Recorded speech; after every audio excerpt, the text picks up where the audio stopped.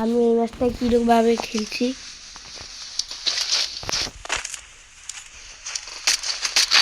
Enemy here. I need equipment. Resources here. দেখেন guys, এই ম্যাচটা আমি কিভাবে খেলছি দেখেন। প্রথমে আমি এই যে ছিলাম, আমার দ্বারা ডোমেন ছিল, একটা প্লেয়ার সামনে আমি ডোমেন মেরেছি,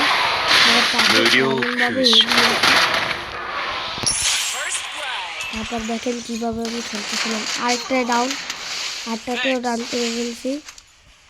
এখন আমি মেডি করতেছিলাম, দুইটাকে ডাউন করে ফেলছি, প্রায় দুইটাকেই ডাউন করছি আমি।